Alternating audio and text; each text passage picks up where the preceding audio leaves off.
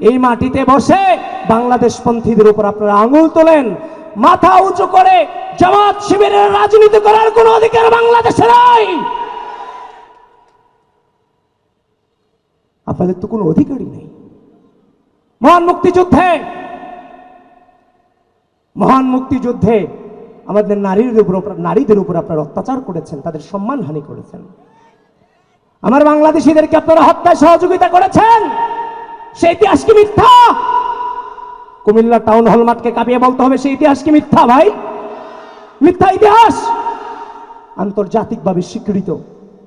এরা রাজাকার। কিন্তু আমরা ধৈর্য ধারণ করেছিলাম।